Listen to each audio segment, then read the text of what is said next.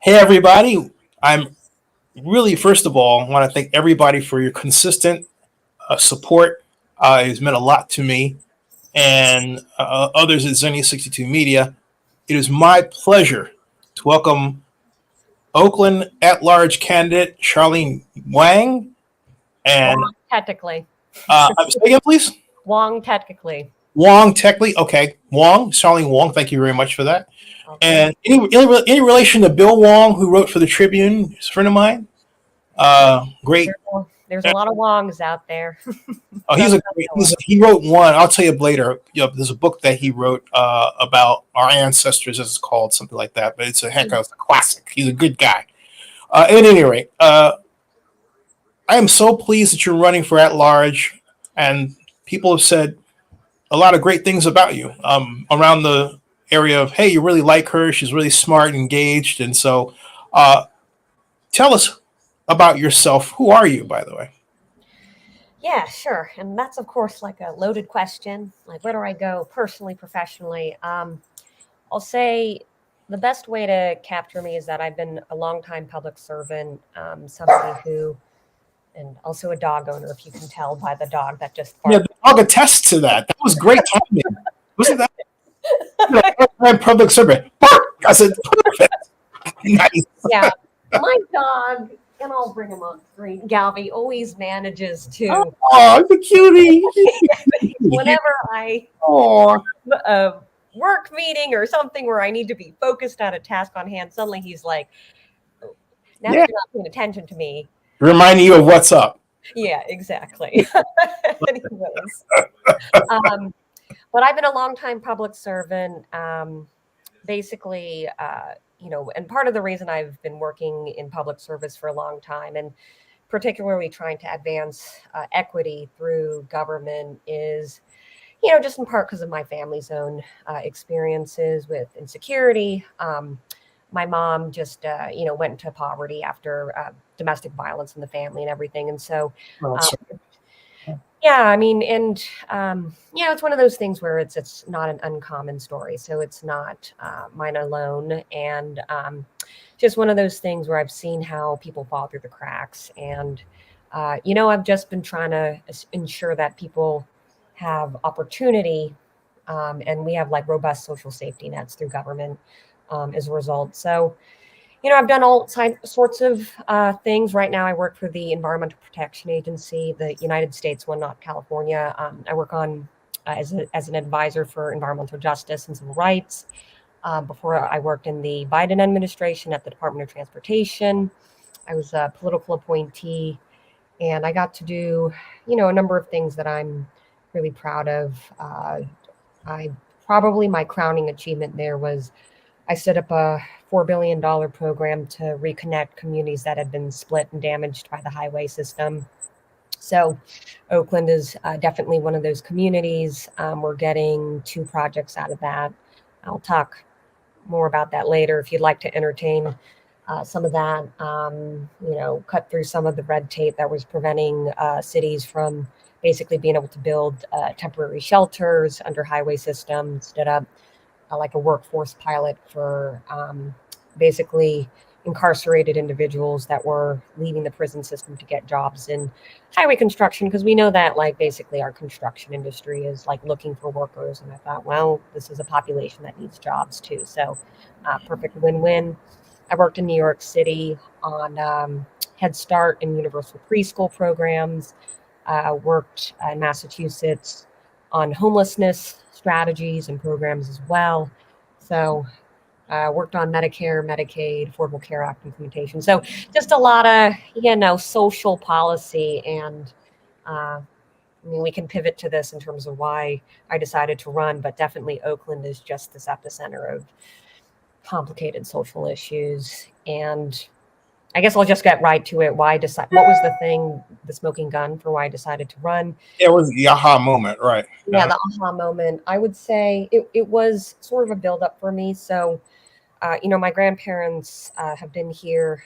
They moved to West Oakland now back in early 2000s, just off of Market Street, in one of those high-rise buildings. And it's one of those things where Oakland's been a special place to me. I've been coming here on a weekly basis when I was a kid, and after I, didn't finished up my work in DC and I moved back here to be close to my grandma.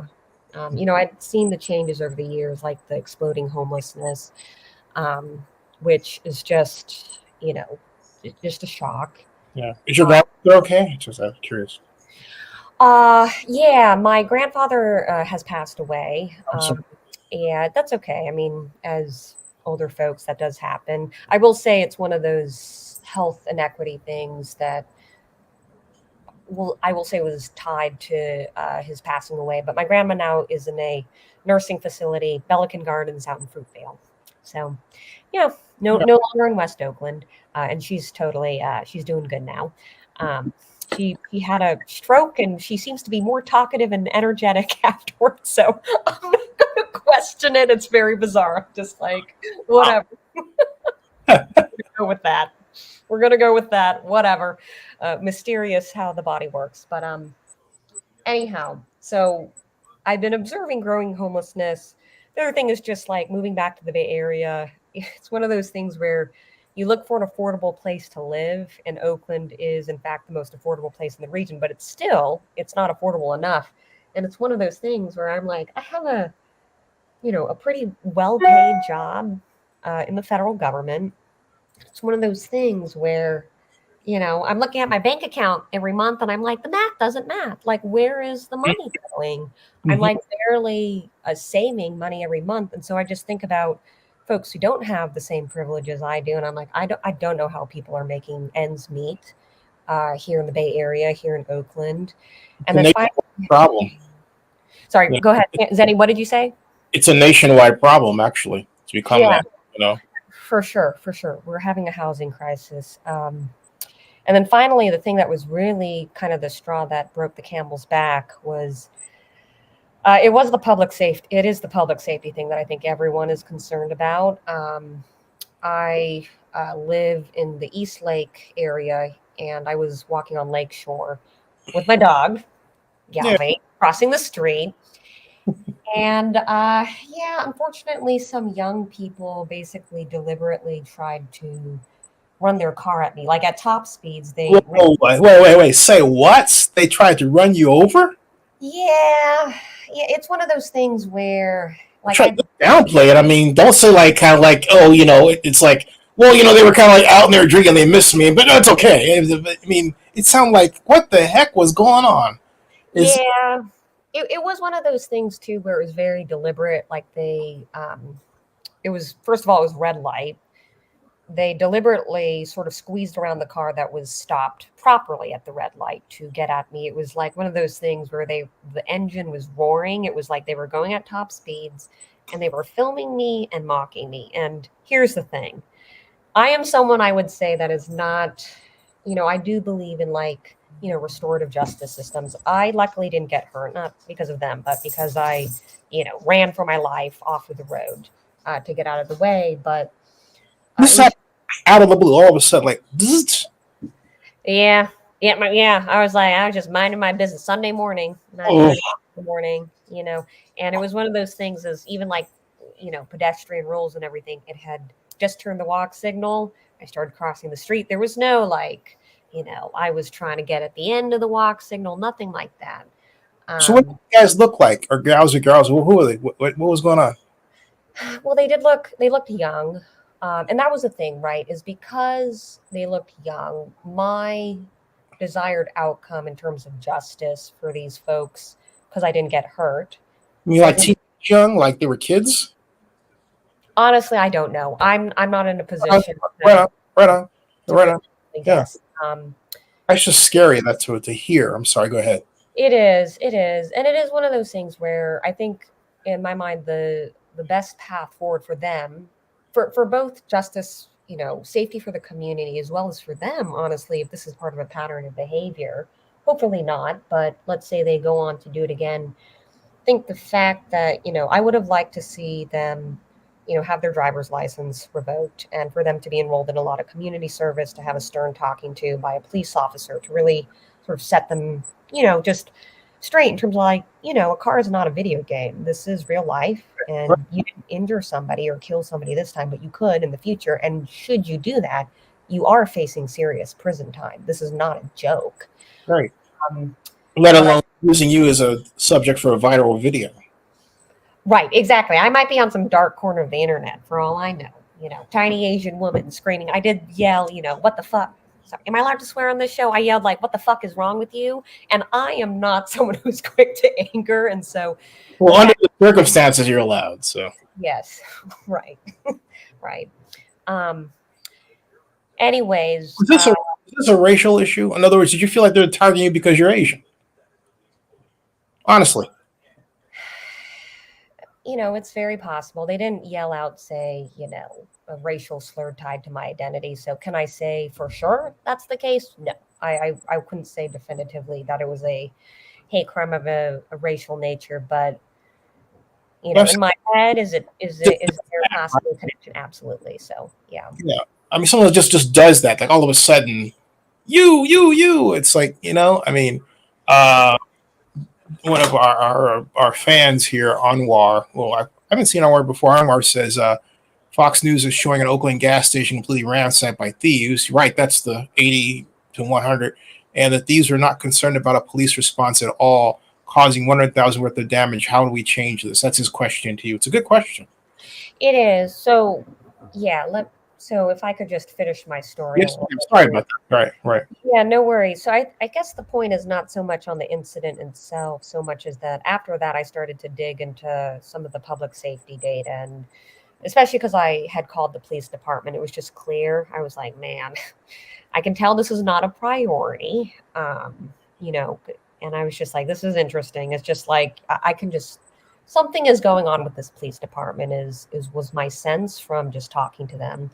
The other thing was I was like, there was a fatality at that same intersection not too long ago. And I was like, okay, they have there's no speed cameras, no license plate readers, nothing at this intersection. And given that I've lived all over the United States, I'm like, this is just par of the norm, I think, in a lot of cities, particularly like a main boulevard, like Lakeshore, where you got a ton of traffic.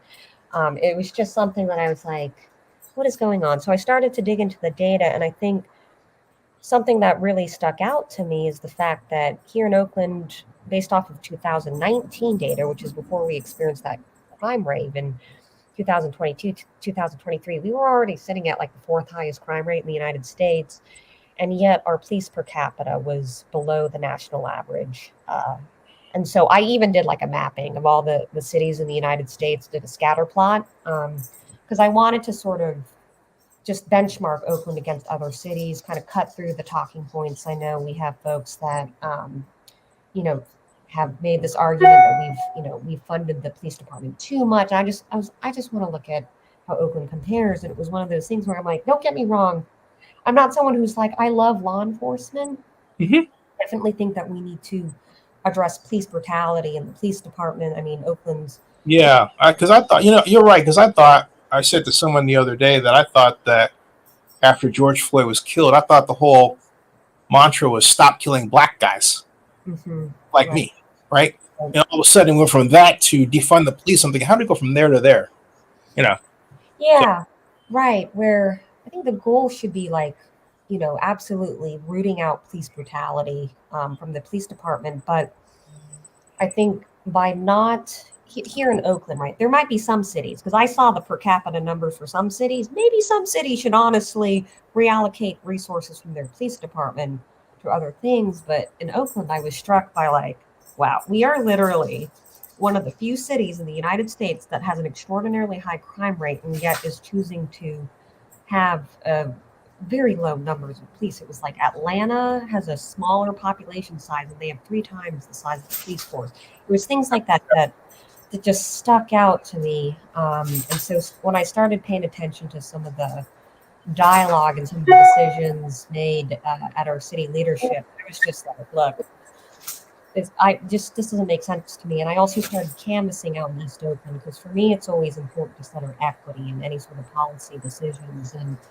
the thing that really blew me away was how many people in East Oakland, and maybe it was just by sample, literally everyone I approached on the street was willing to talk to me, said, we feel actually unsafe. We would like to see more police officers here. That was something that really stuck out to me. They were concerned about the response time with police officers not coming to their aid quick enough. And so it started making me think around, yes, obviously over policing is an issue, but under policing is also an issue. You know, I got to ask you, what do you think about, having said that, yeah, the new budget will call for 100 less police officers? yeah, I'm deeply concerned around where this budget, where it's headed. And, you know, it's just one of those things where, as it relates to the budget, like we have seen this coming. Like it's not been a surprise, I think, in terms of the city has been headed towards a budget deficit. It's been projected.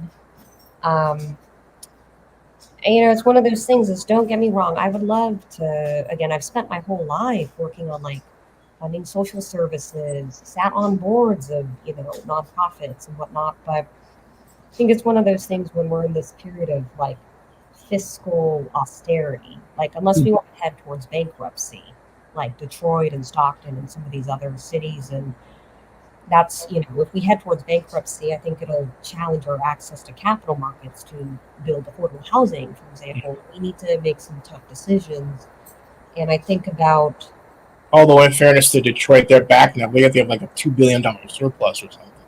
oh, okay, oh, good for Detroit. I'm glad. Yeah, I was just in Detroit for the NFL draft, our 20th year straight of covering it, and had lunch with my friend Kofi Bonner, who's CEO of Bedrock, Dan Gilbert's real estate outfit, and yeah, they really turned around the city. They really did a great job. Not to say that Detroit's in perfect shape, but compared to where it was when I went to the 2006 Super Bowl, yeah, it's light years better. Light years better. That's good. You know, because they have this economic idea of really having everything go off at once, having this building, this building, this building, this event, everything in 1 year, boom.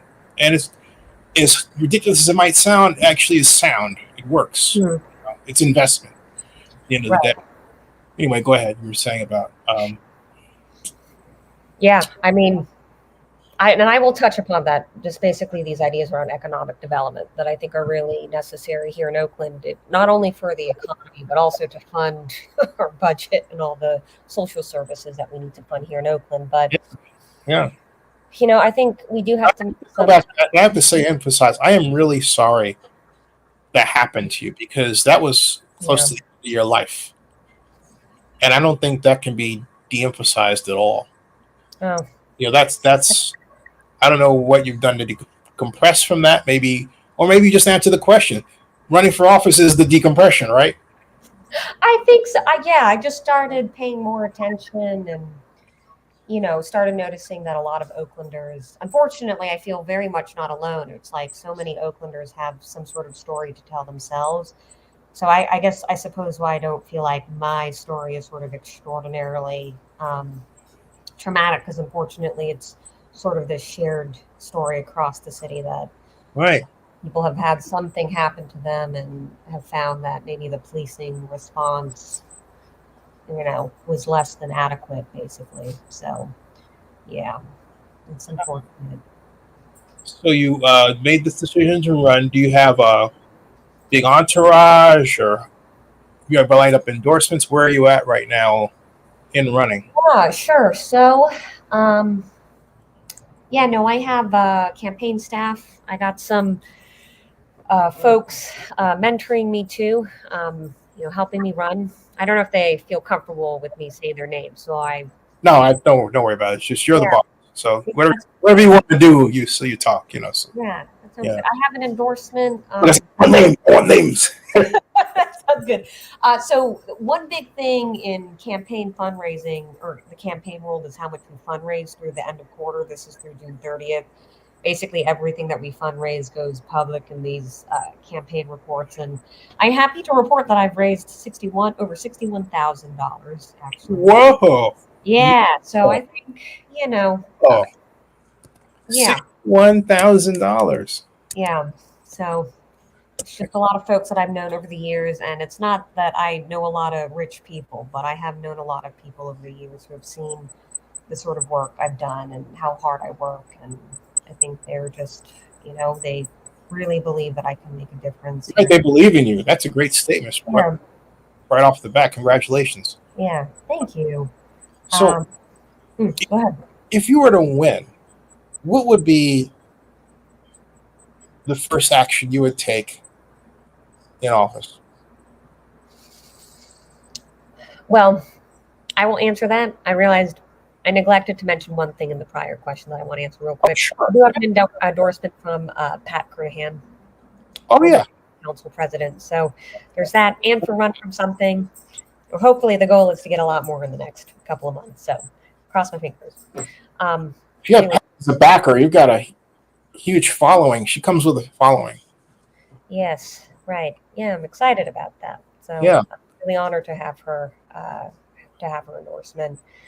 But when it comes to some of the first thing I'd like to do here, that's a great question. I think, my platform entails a number of things. The impetus was public safety, but, on my website, you'll see a number of things related to affordable housing, public safety, as well as economic development.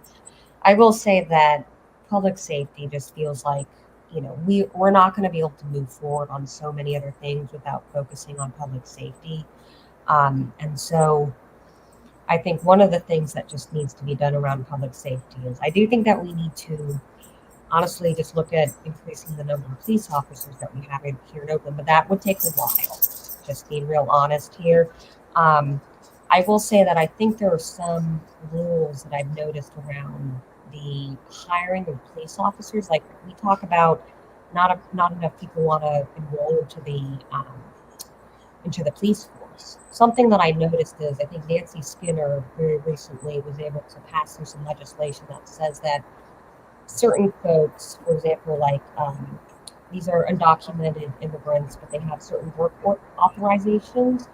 Now in the state of California, they should be able to enroll into the police force.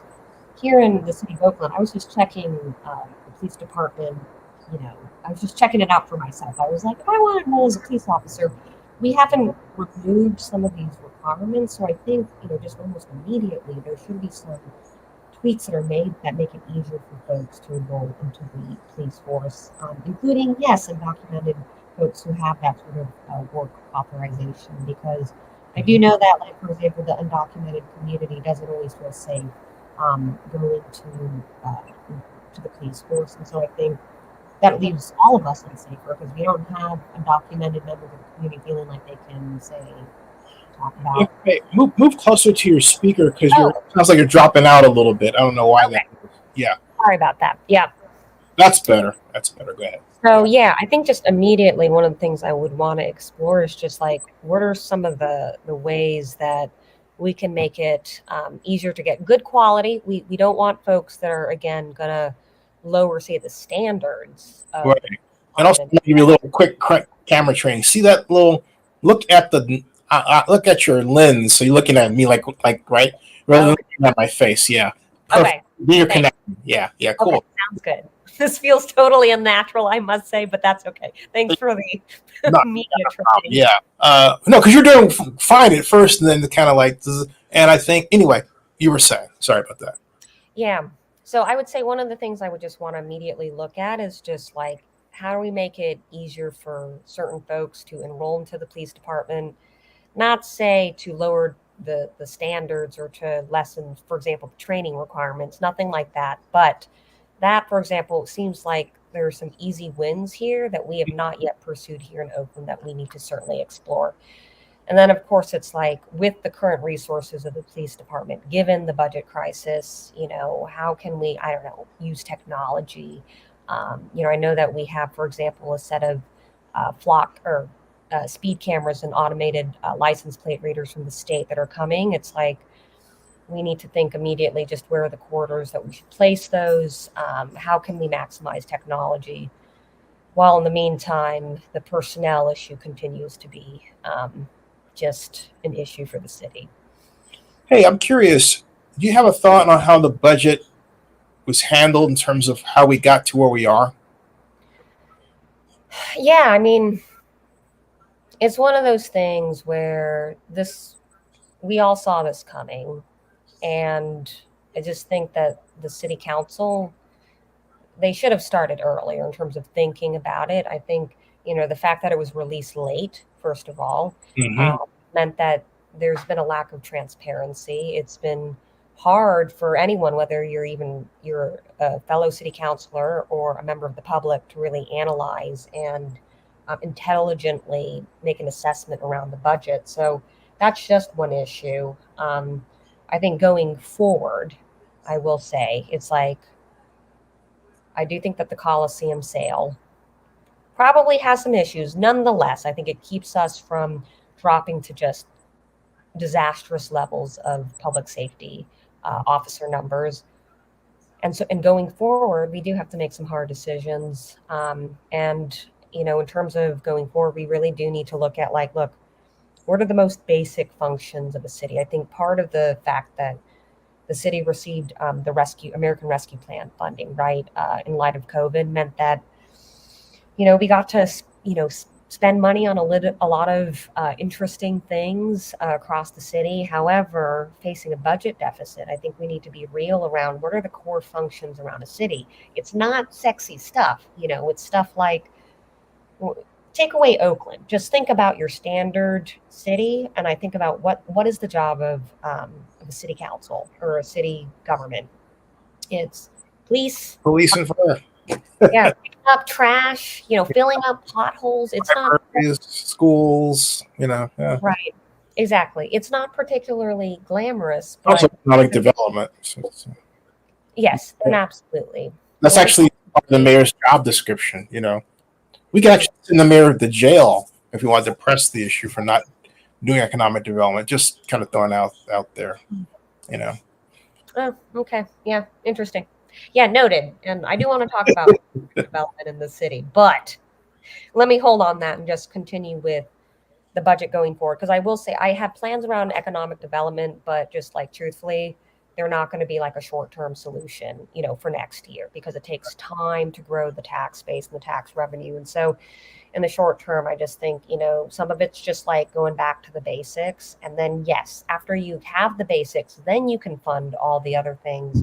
But without the basics, the city starts falling apart.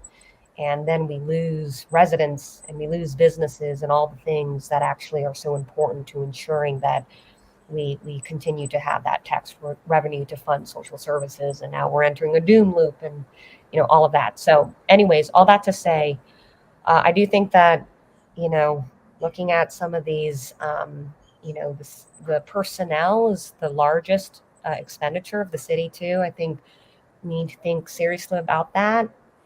I mean, it's one of those things where I think it's in the interests of the city personnel too to start, we don't want layoffs either, right? And these are going to, cut into basically, the quality of city services. So when it comes to maybe some of these contracts, we need to think about that. We need to look at revenue generating opportunities for the city. So I'm talking about parking meter personnel, or fire permits. There are certain positions that are within city council that actually generate an ROI for the city. So we should obviously have those.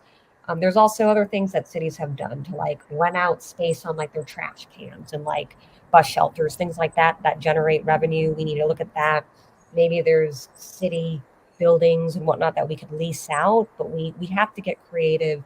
And we really, I think, need to look across all the city departments to ensure we're using them efficiently. And maybe there's redundancies with the county. We need to look at where are we not being smart, and maybe we should be pulling in the county more. Because I know generally, I think the county neglects Oakland. And so there's ways that we should be pulling in the county more and advocating for the county to provide a higher level of services here to Oakland too.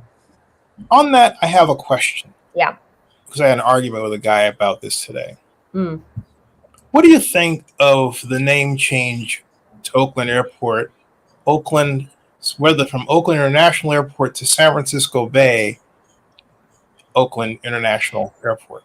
Yeah, I'm fine with it, honestly, because I know some people see it as like a pride thing. I think I'm just very pragmatic in thinking about it as an opportunity to bring in more airport traffic, and it's not. I don't know. I think it's just like most, and I also think about other cities in the United States and around the world. It is pretty common, actually, to use the main city for the region, for the regional airport. So I just see it that way. And if, you got someone who's maybe flying in from London or Tokyo, they don't know about Oakland. And so I think it's a good thing for them to think about flying into Oakland. So Well, how do I'm we pro. know it's working? I'm just asking. Yeah. I mean, how do we know that it's working?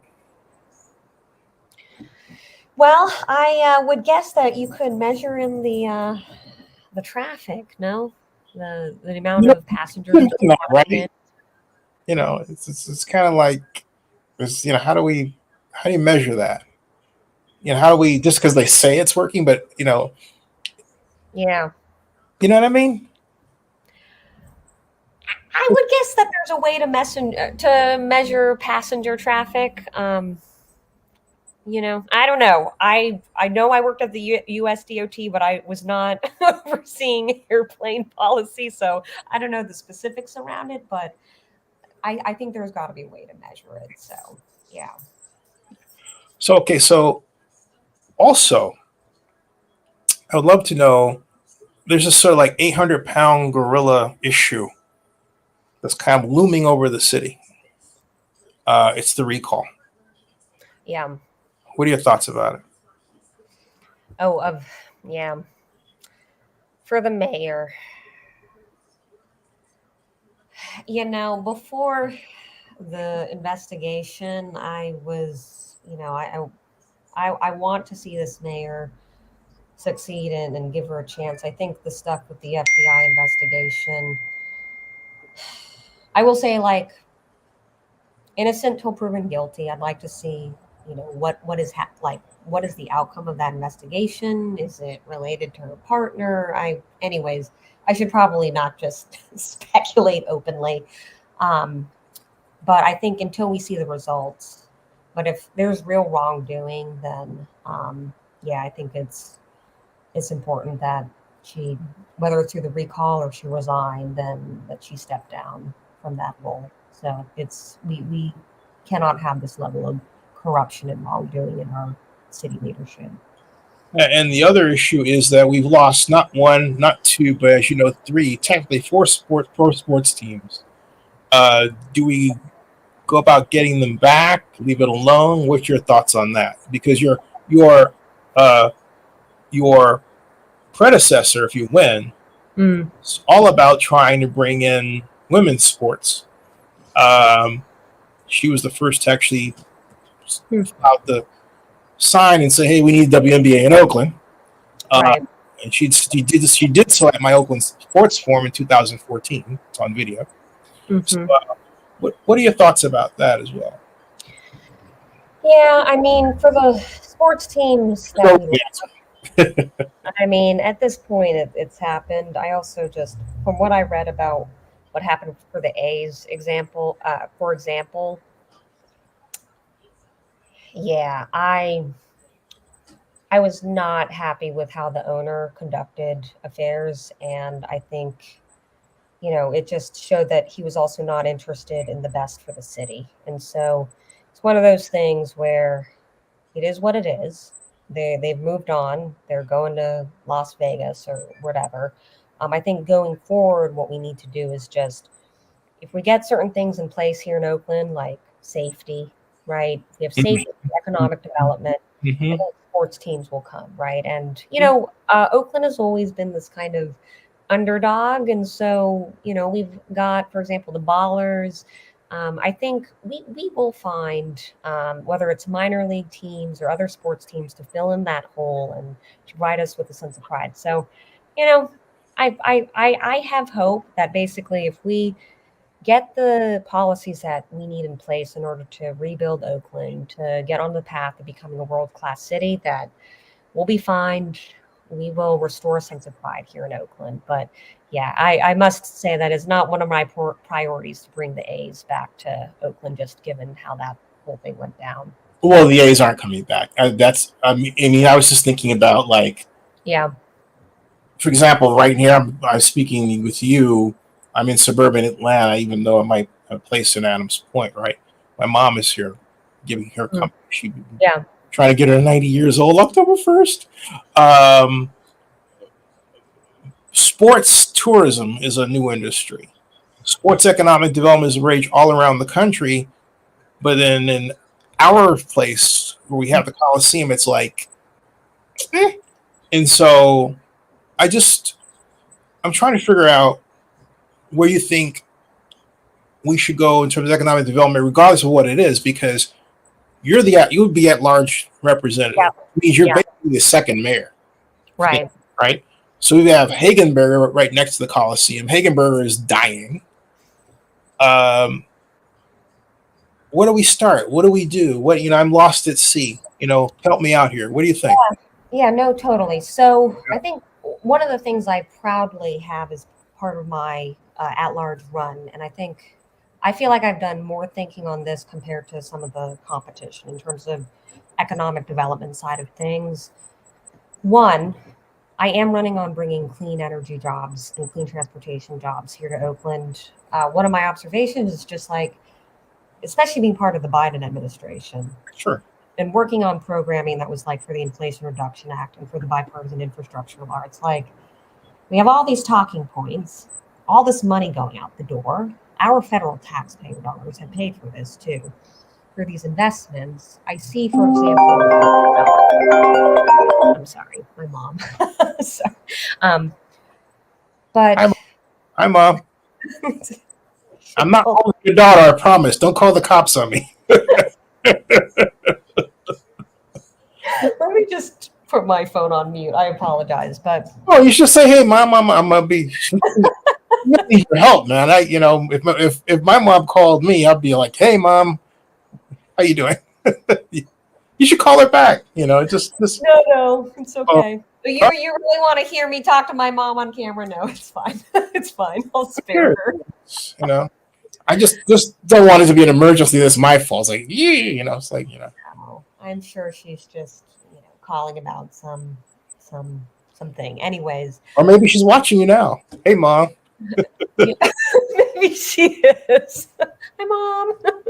Hope you're doing well. Don't call me again, please. I'm begging you. Don't say that. Don't embarrass me, Mom. Mom. Anyways, where was I? You were talking about Hagenberger and its decline, and the fact that we have so many problems from economic development perspective, that I was asking you as the candidate where you thought, what should we start on? What do we do? How do we? If it's not sports, what is it? Is it what is it in your view? Right. So, for me, it's, as I mentioned, it's really these opportunities in clean energy and clean transportation, where I started noticing, just first of all, we got a number of manufacturing sites going up all over the country.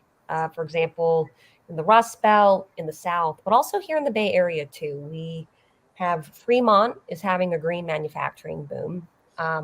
What I noticed too here is, here's the thing. We have a lot of opportunity here in Oakland because we are this blue collar base within this larger innovation structure that is the Bay Area. So you've got like San Francisco, Palo Alto, all these green investment companies have formed in this area, and companies too. And they've started to, now that they've worked on the investment side of things, they're starting to place their manufacturing sites. And what I noticed is like, we have sites coming up in Emeryville, San Leandro, Alameda. It's like everywhere but Oakland. Yep. And I actually reached out and I started talking to some of these companies. I'm like, so what is the barrier here? What is preventing you from coming here? And it is public safety. That is one thing that we really need to get under control in order to be appealing to businesses. But it's also just it's things that are actually so within our grasp. It's not like rocket science. It's like they need skilled labor. In fact, I talked to it's the name of a company. I should let me see. I think they're called. They actually are currently in Hagenberger. Mm-hmm. Let me just bring up the name. Circuit Lounge, and Yeah. they're actually this. They are actually interested, and they have already been doing the stuff of bringing manufacturing and robotics jobs basically to Oakland. And I talked to them, and they want actually folks who only have associate's degrees or lower. They are not interested in hiring college grads because they actually find them, almost overeducated. And so when I think about too, just East and West Oakland, these are communities that have been subjected to historic, environmental injustices, pollution. You got folks who don't have college degrees. You also have abandoned manufacturing sites, right? There's a lot of opportunity. We also have the port, which, when you think about it, has this supply chain with countries in Asia that provide, raw and essential metals that are needed for the electrification of our economy. I'm just like, You got a mall too, which used to be an auto plant. that's right. Yes, You yes. I think I was listening to your talk with Mindy, and that was mentioned. And it's like, the legacy of manufacturing here in Oakland is when we were most thriving. And so, Yeah. when I just started, it's like we it's very like we need to take some steps, but it can absolutely be done where we bring this type of clean manufacturing here to Oakland. And sometimes I get folks who are, doubters, like it's a high cost of living. Fremont is high cost of living too. All these other surrounding cities are high cost of living too. It's just certain things like I'm hearing around the bureaucracy around permitting, Mm-hmm. and as well as the crime that is preventing us from getting these jobs here to Oakland, but it can be done. So, and I think it's actually also part of the solution around public safety, right? I am one of those folks. I come at the whole issue around public safety from like a progressive meets a pragmatic point of view, where I think we do need enforcement of the law. We need to give law enforcement resources, but there is also the reality where we have folks who, don't have a sense of purpose and dignity. And to me, while we're thinking around investing in social services, I think ultimately long term, what is the thing that ensures that people feel like they have a direction in life and keeps them out of trouble? It's having a good quality job. And manufacturing jobs, I think, is going to be where it's at in order to sustain that. So Something else too. Michelle Hadley is a Twitter friend. We haven't met in person, but she told me that when you stack up all the bond issues we have that basically come out as parcel payments, on top of property tax, her bill is, I think she told me it's 8,000 a month, whereas the base is 4,000 a month. That's outrageous. It's an outrageous. If I'm quoting that correctly, I don't think I'm too far off. But what do you say to those homeowners who feel like, hey, they're piling on all these costs on us, and there's got to be an alternative? yeah, I mean, think there is some truth to that. I mean, okay, don't get me wrong. I think a lot of homeowners, especially ones who purchased their homes a long time ago due to Prop 13, have benefited from some of that. And so some of the layered on taxes is, well, there's Prop 13, but it certainly affects folks who have purchased property more recently, right, in terms of the layering on of more and more taxes. And so for me, that's why I also think that, like, when we think about economic development, it's all also around like growing the pie. I mentioned green jobs, which is one critical part of the economic development plan that I've put forward. The other thing that I'm actually proposing too is this idea around creating cultural districts across the city. Mm-hmm. And because I know that we focused a lot of the development ideas around the downtown area, but I also think that there's a lot of opportunity to just provide more access to restaurants, music, arts, things like that across the city that also celebrate Oakland's amazing diversity and brings in a lot more tourism dollars for us as well. And so, for example, when I was thinking about San Francisco, it's like they've got all these cultural districts and they have nowhere close to the amount of diversity that we have here in Oakland. I also think about Chinatown, which is my childhood connection to Oakland, where, I mentioned my grandparents were in West Oakland. We would go to Chinatown, Right. every time. And I do think that Chinatowns, when I look across the United States, I think Chinatowns are an interesting model for basically communities that have been locked out of opportunity, right? It's like these have been epicenters of where you see small business ownership and activity. They've also been pretty good at, I'm not saying they haven't suffered from gentrification and displacement, because that's certainly been the case in certain Chinatowns, like in Washington, D.C. However, when they're often co-located to these financial districts, the affordable housing model that they've put into place, it's this like, you put all these small businesses, you put in affordable housing in this cultural district zone, and it's been this kind of center to bring in tourism.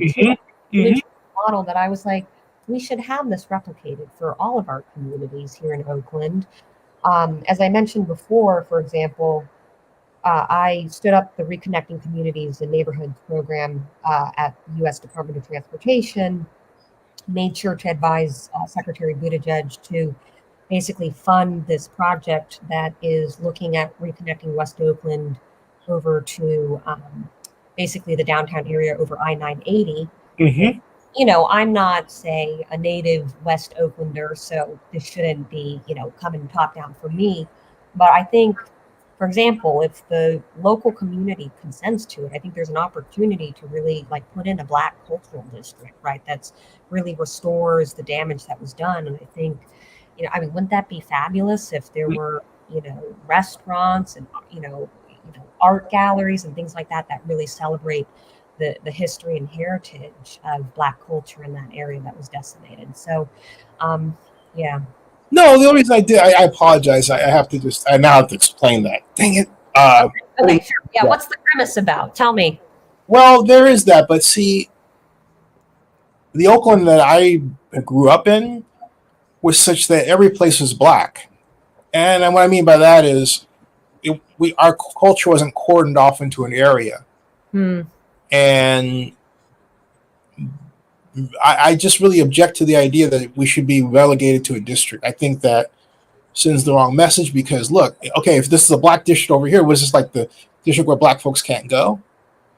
And I say that because I remember, there's a video here on Zenny 62 when I was at it's a cafe, was on the corner of Grand and Staten at 440 Grand. And I would go down there with my computer, and a lot of people, it was a fun place to do that, great coffees and all that. I'm always used to seeing somebody looks like me, and in all of Oakland until this point. In 2016, I looked around, I was the only Black person in the room. And it was crowded. And I thought, whoa, this is wild. And I made a video about it. Just observing what was around me, the fact that I was the only Black person in the room. And there was nothing, no one was treating me weirdly or anything. It was, I've lived 3 blocks up, right? But it was just weird. And I thought, this is not a good future. And so now we're talking about district where we're cordoned off, and I think about something like District 9. It was a science fiction program that came out a few years ago. Every scenario I have in my head just is not good. I want to be clear, right? It's not saying this is a Black cultural zone or whatever, other folks are not allowed in or anything like that. I mean, I realize that. I know, and I'm not trying to assume. Right. I'm just saying that there was a time Oakland was never like that. We never had to have that. We had, and the people who are promoting these they're new to Oakland. I've been in Oakland since April 8th of 74. Oakland should never be a place where Chinatown's formed for a particular reason. Fine, right? As this we call it, but when you started calling it Asia time for other reasons. But the reality is, there are great Chinese food restaurants all over the city, and right, And I think that we should do the hard thing and say, hey, you know what? Keep Oakland as it was, where every place is open to be multicultural rather than one place here and one place there, like other cities. Yeah, that's just me. And so you can tell my visceral reaction. I've been holding that in for a long time. No, that's interesting. I mean, yeah, I think the idea of a segregated society is, not a good one, and which is why I'm also running on like inclusionary zoning policies for the city. But I will say, just to finish off this idea, right? And I don't think, anyways, in any case, I'm sure there might be legal challenges to the idea of like being like only Black-owned businesses are allowed in this area, for example. But I was just going to say, with this cultural district idea, the part of the impetus is to ensure that yes, the downtown corridor needs to be developed. However, when I also think of, like, for example, West Oakland and East Oakland, and I've been out to the mall, for example, right? Whether it's turned into like an auto factory, I'm just like, there's some opportunities here to put in new development. And within these cultural districts, I mean, if you just draw a boundary and say this is a cultural district, that's not going to do anything unless you actually support it with the right policies, right? Right. What I'm running on is to say, like, let's actually help new small businesses get off the ground, whether it's through like lowering the taxes in the first couple years and they're starting, so they can really get their foot off the ground, for example, things like that. That, per kind of what I have in mind, again, is the Chinatown model, is how do we ensure that we have an inclusionary economy, and folks who have locked out of opportunities to own their own businesses can do that, which will be good for both the communities, as well as when we focus on the cultural economy. I think it'll bring in folks around the region that say, I want to go to Oakland, this cultural right. So yeah. I think we'd have to have you back to finish that conversation. We've been on there for an hour. That's good. I'd love to hear your thoughts. And so, yeah, I welcome this. I think it's worth fleshing out and hashing out. Okay. What's your website, by the way? It is Charlene for Oakland.com. Should I put it in the chat? Absolutely. I was about to do that, but I don't want to mess up either. So hey. Okay. Actually, I don't know how to leave a comment. Never mind. If you're able okay, I'll do it. All right. It's Charlene. C. Oh, it's right here. Your name is. Yep. Okay. Charlene, like that. Is it 4 or 4 FOR? FOR, yeah. Oakland.com? Mm-hmm. Got it. Okay. Let's see what that looks like. Did I get that right? You got it. I'm shocked. Yeah. I am shocked. Capitalized like that. It looks good. Doesn't it? Yeah. Charlene from Oakland.com. Yeah. Well, hey, very engaging conversation. Benny. Come on back and, chop it up some more. Hey, check it, folks. Subscribe. I'm sorry, go ahead. We're going to say any parting thoughts? There's still so much to talk about. Just in terms of other things. But yeah, we can talk another time. I will say one thing I want to talk to you about is policy too. As I mentioned, one of the reasons I decided to run too is like I've actually worked in homelessness, and so I have a particular point of view in terms of what is structurally broken with our homelessness response system. Right. There you go. Yeah. Hey, don't do anything. Stick around in the background, folks.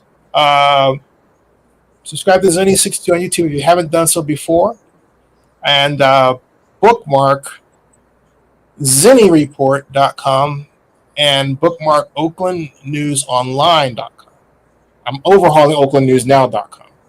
So anyway, I have 8 WordPress websites. I have 100. Well, not I, because my company owns it now. Then I only 60% of the company. So, but at any rate, blah blah blah blah. Thank you very much, folks. Stick around in the background. That ends this broadcast.